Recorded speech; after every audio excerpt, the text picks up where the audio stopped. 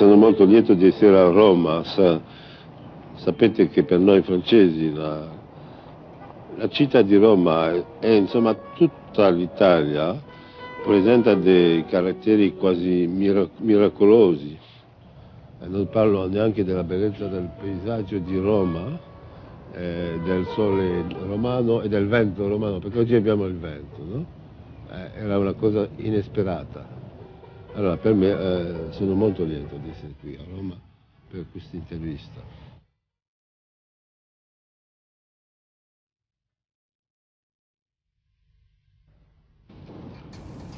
Senti, com'è che Althusser è diventato Althusser? Ma questo non ha nessun interesse. Forse puoi spiegarci qual è il tuo percorso? Il mio percorso è molto semplice, sono nato in Algeria, mia madre era figlia di un piccolo contadino povero del Morvan, nel centro di Francia, che aveva scelto di andare in Algeria come garde forestier, come si dice? Guardia forestale. E mio padre era un figlio di alsacien, Di un alsaziano? Sì, un coppia di alsaziani che avevano scelto la Francia nel 71 e il governo francese li ha deportati, no? Deportati tutti gli alsazi in Algeria. E così mio padre e mia madre si sono conosciuti così.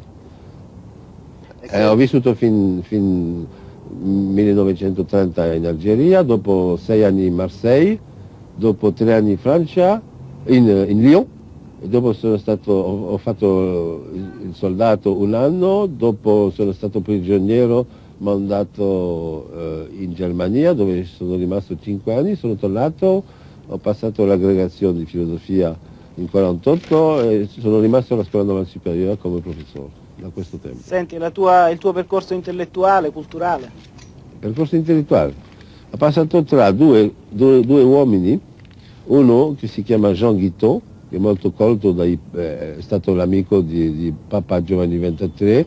Un cattolico? Sì, un cattolico, un filosofo cattolico, l'amico di Paolo VI, amico intimo di Paolo VI, che mi ha imparato a fare una dissertazione, a scrivere, come si dice, fare una dissertazione.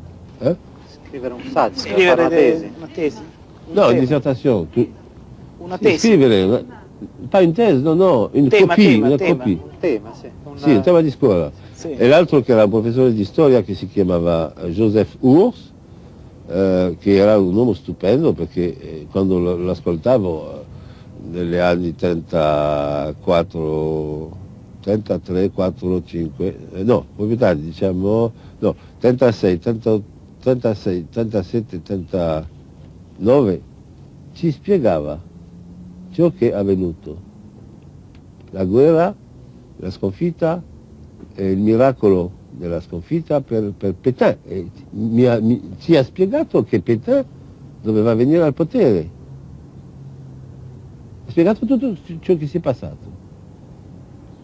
Stupendo. Allora, così mi sono detto che, siccome nello stesso tempo ero cattolico, avevo fondato un circolo cristiano cattolico nel liceo dove stavo, no? ero molto cattolico, cioè avevo questi due punti di vista. Il punto di vista della Chiesa che diceva che si deve considerare con gran rispetto i problemi sociali, no? Studiare i problemi sociali. No? E poi c'era questo professore di storia cattolico, anche lui, ma gallicano, gallicano, no? Giacobino, no? Che ci spiegava tutto ciò che la borghesia stava facendo, no? Su un modo incredibile di perspicacità. No? Sono stato formato così. E come sei diventato comunista? Sono diventato comunista perché sono stato cattolico, non ho cambiato di fede, ma ho trovato che si può dire che sono rimasto cristiano, nel fondo. Non vado alla chiesa, ma cosa c'entra adesso la chiesa? Non chiedi alla gente di andare alla chiesa, no? Allora, sono rimasto cattolico, cioè universalista, internazionalista, no? Ma ho pensato che nei partiti comunisti c'erano dei mezzi più adeguati per la realizzazione della fraternità universale. E poi c'è stata l'influenza della mia moglie che aveva fatto una resistenza terribile, che mi ha insegnato molto, molto, molto. Tutto mi è venuto dalle donne. È la ragione per cui attribuisco un ruolo molto importante, un ruolo predominante al movimento delle donne.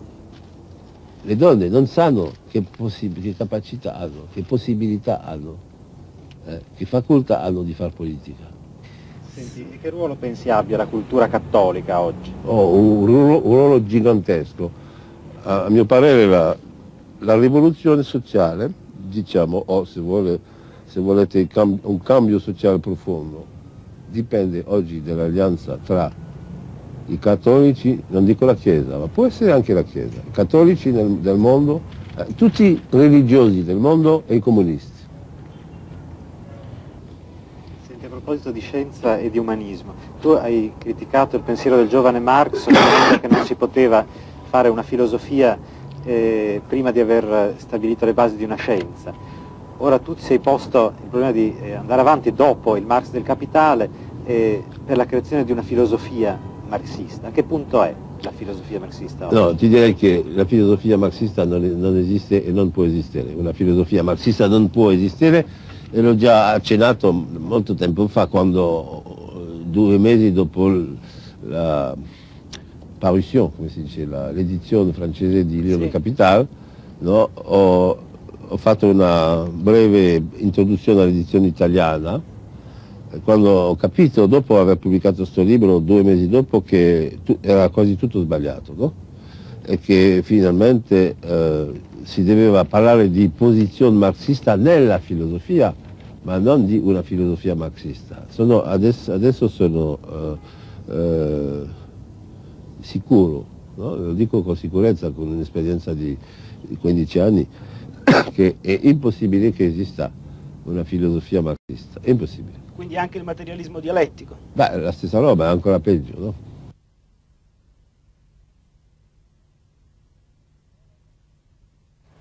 Senti, la parola autodeterminazione rimanda alla parola comunismo. Beh, per me no. Qual è la differenza? Beh, perché la parola autogestione è una parola che non ha finora dico, può avere un contenuto, ma finora non ha nessun contenuto. E invece il comunismo esiste. L'autogestione non esiste, invece il comunismo esiste. Per esempio esiste tra di noi qui, su questa terrazza di Roma. In che senso? In che senso? Il comunismo è un modo di produzione dove non esistono né rapporti economici di sfruttamento, né rapporti politici di dominio e di sottomissione, né rapporti ideologici di intimidazione o di pressione e di asservimento ideologico. Sì. Da noi non ci sono questi rapporti. Da noi in questo momento? Sì, in questo momento. E ci sono delle isole di comunismo dappertutto nel mondo, per esempio nella Chiesa, per esempio in certe parti di certi sindacati, anche in certe cellule del Partito Comunista. Da me abbiamo una cellula che è comunista. Vuol dire che il comunismo è realizzato quando si gioca al calcio. Cosa si passa? Non si tratta di rapporti mercantili, né di dominio politico, né di intimidazione ideologica. Gente delle squadre che si oppongono rispettano le regole, vuol dire che hanno rispetto tra di loro.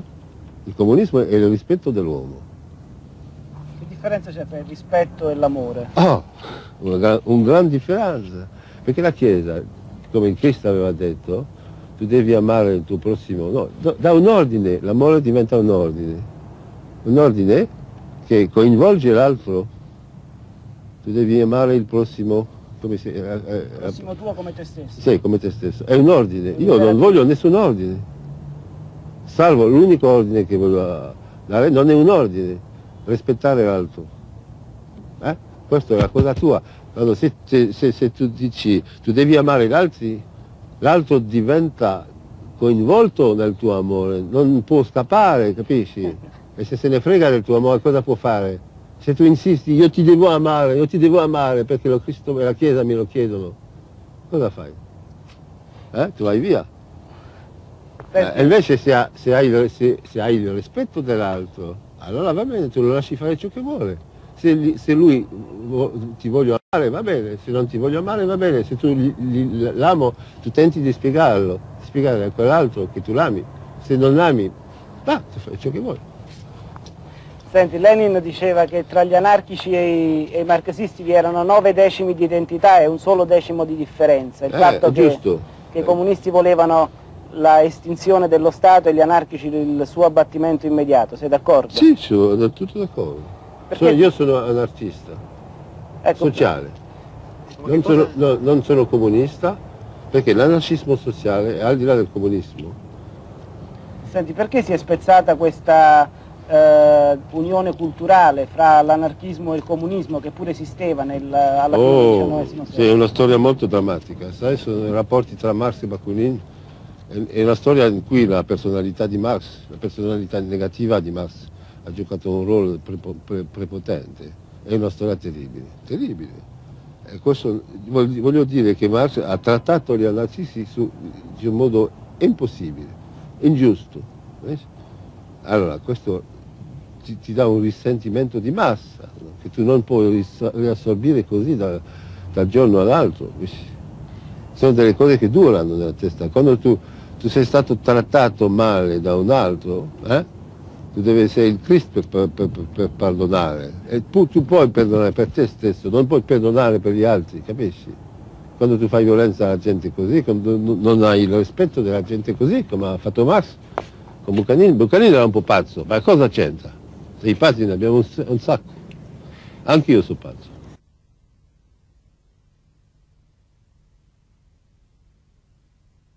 Parliamo della rivoluzione in Occidente. Sì? Quali sono le condizioni storiche oggi perché un processo rivoluzionario possa scoppiare in Occidente? È una questione molto difficile, che va al di là del nostro cerchio di ricerca, sai?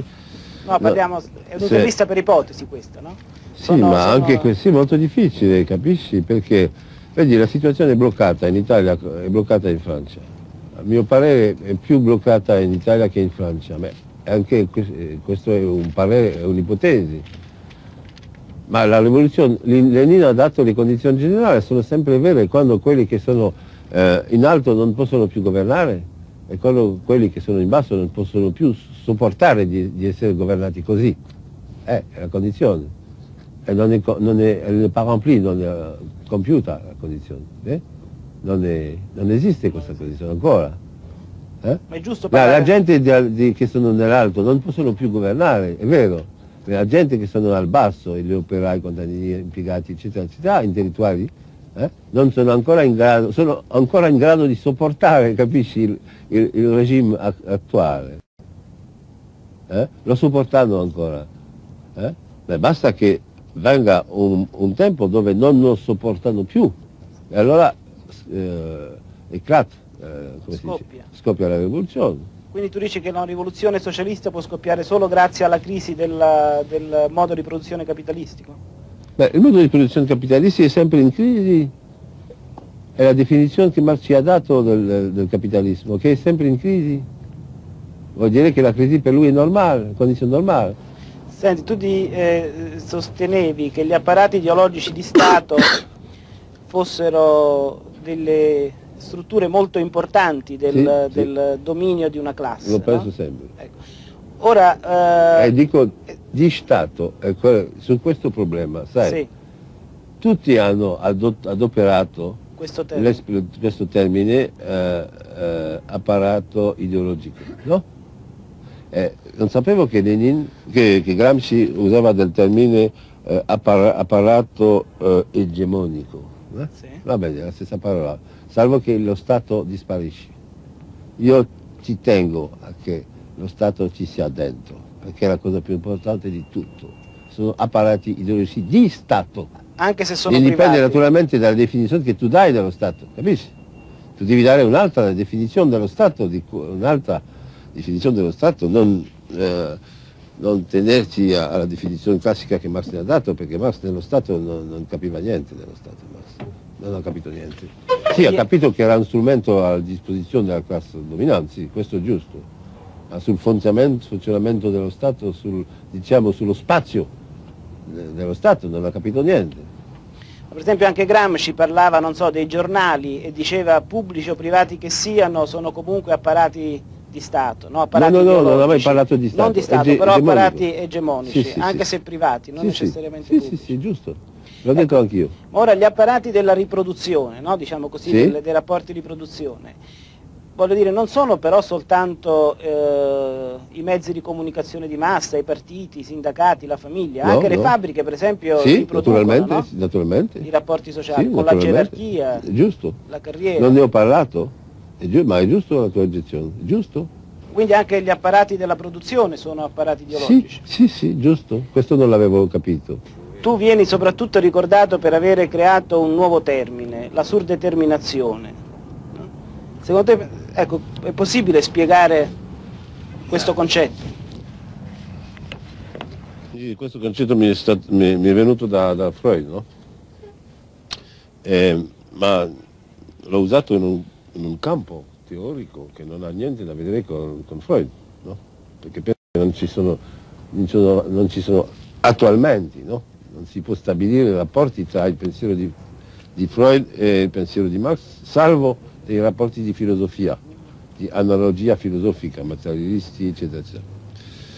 Ma questo mi è venuto di Freud e l'ho usato per dire che qualsiasi realtà della società, qualsiasi avvenimento della storia non è puro, non è soltanto determinato, ma è sempre surdeterminato o sottodeterminato, no?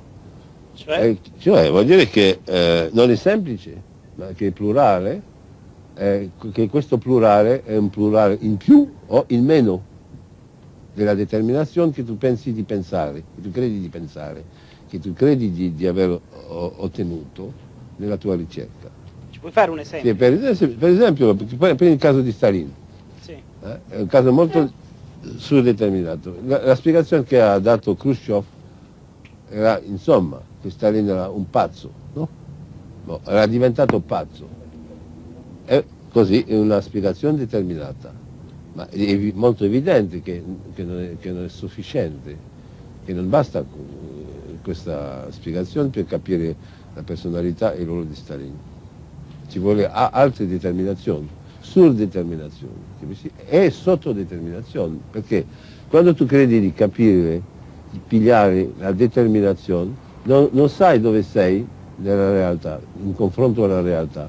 Può darsi che tu sia sotto la realtà o sopra la realtà, capisci? Devi andare al di là o invece sotto. Ma sopra la realtà che vuol dire? Che sei avanti rispetto alla realtà? La precedi? No, vuol dire che in generale sei in ritardo sulla realtà.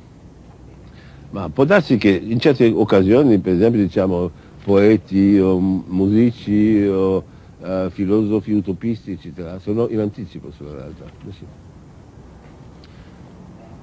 Senti, per esempio noi, qui, siamo sicuramente in ritardo sulla realtà, sicuro, perché non la conosciamo. Tentiamo di conoscerla, capisci? Siamo sottodeterminati. Sottodeterminati. Ernest Bloch diceva che il destino degli uomini è quello di essere sempre anacronistici, di vivere sempre prima della loro storia o di vivere la loro storia pensandola come dovevano pensarla 20 anni prima o un secolo prima. Sì, che sono sempre in ritardo. È giusto, ma lui non era in ritardo. Parlava degli altri, non di lui.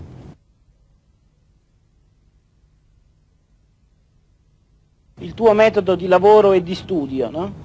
Cioè parlavi del...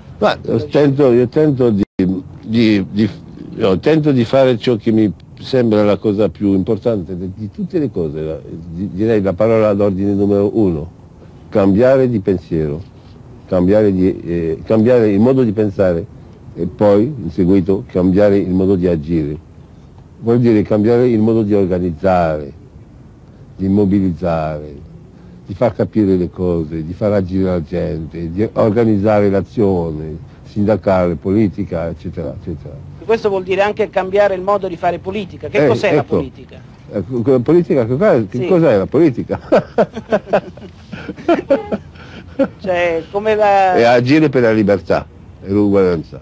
Che vuol dire saper fare politica, per esempio? Vuol dire essere cosciente del rapporto reale che esiste tra gli uomini che hanno delle idee sulla politica e gli altri.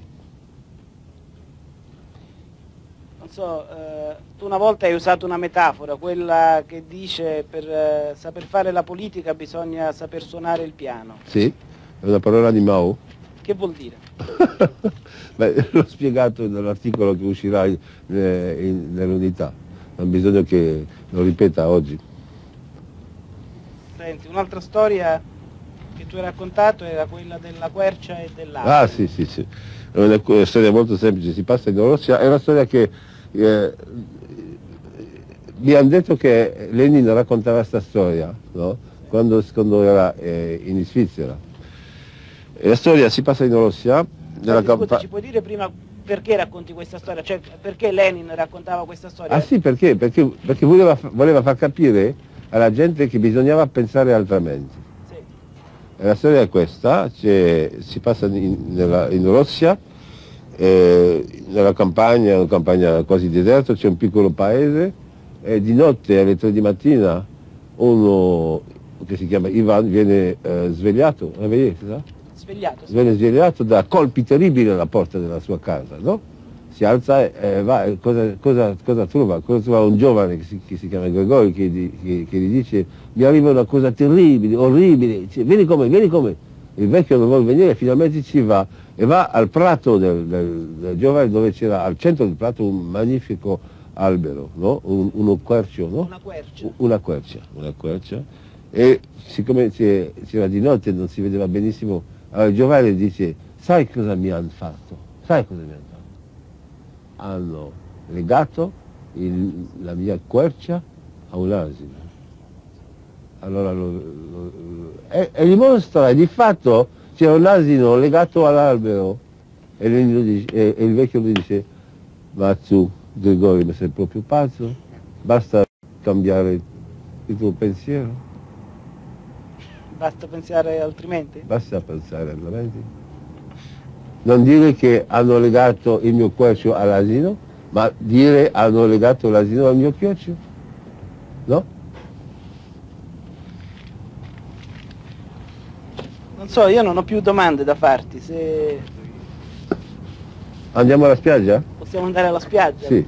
C'è una bella giornata. Sì, una bella giornata. Vedi lì? Lì, cosa? La cupola di San Pietro. Vuoi dire il Papa? Il Papa. Perché no? Sei disposto? Trovare il Papa? Sì, sei disposto, possiamo andare? Se lui è disposto? Sì, sono pronto. Anche tu? Sì, tu sei disposto? A ogni momento, di giorno, di notte, d'inverno, d'estate, sono pronto. Va bene, andiamo.